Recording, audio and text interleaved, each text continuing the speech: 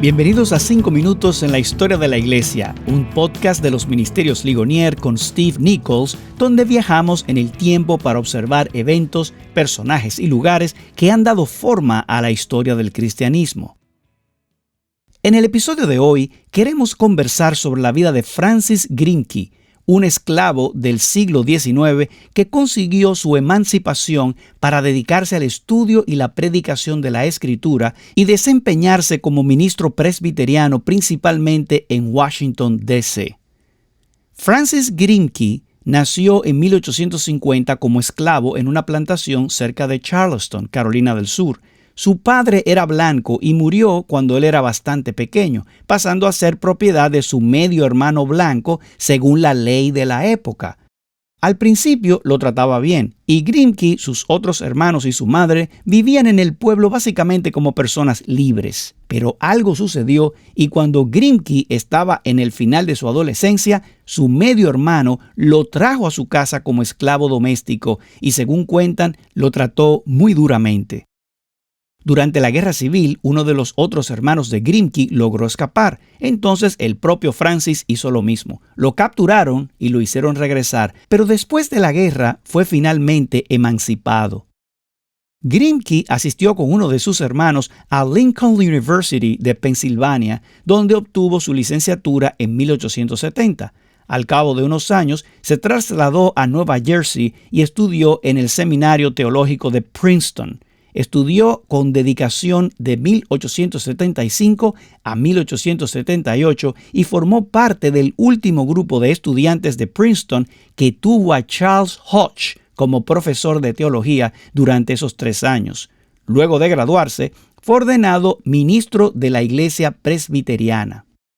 En 1928, al cumplir 50 años en el ministerio, Grimke escribió sobre su aprecio por Princeton en referencia al cristianismo liberal de principios del siglo XX. Cito: "Los descubrimientos de los más grandes detractores, las tendencias racionalistas dentro de la Iglesia, los supuestos dogmáticos y arrogantes de la ciencia que eliminarían a Dios del universo o limitarían su poder, todo eso no me ha afectado en lo más mínimo, ni ha afectado mi fe absoluta en la Biblia". Termina la cita. Esto es un testimonio de la educación que recibió en el seminario de Princeton con profesores como Charles Hodge. Después de graduarse, fungió como pastor de la 15th Street Presbyterian Church en Washington, D.C.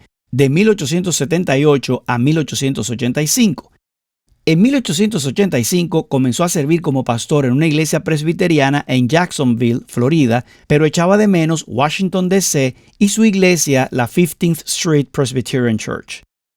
Regresó en 1889 y allí servía hasta su retiro en 1928. Él murió en 1937. Como estudiante del Seminario Teológico de Princeton, Grimke había leído a Juan Calvino y lo admiró durante todo su ministerio. En una ocasión, tras leer un discurso que Juan Calvino dio, escribió en su diario, cito: "Cuando terminé de leerlo, impresionado más profundamente que nunca por el carácter y la obra de Juan Calvino, se elevó desde mi corazón la ferviente oración de que, cuando mi vida termine aquí, yo también pueda ser recordado por aquello que dije o hice para llevar a los hombres a mirar de cerca la vida y sus grandes y solemnes responsabilidades por las que tendrán que dar cuenta en el tribunal de Dios. Experimentar la soberanía de Dios como lo hizo Juan Calvino y hacer que otros sientan lo mismo es un gran logro que continuará haciendo bien mucho después de que nos hayamos ido".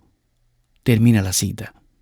Así que esta fue la vida de Francis Grimke, un esclavo del siglo XIX que consiguió su emancipación para dedicarse al estudio y la predicación de la Escritura, desempeñándose como ministro presbiteriano.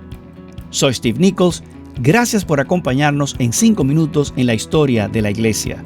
Para más información o para escuchar otros episodios, por favor visita 5minutosenlahistoriadelaiglesia.com.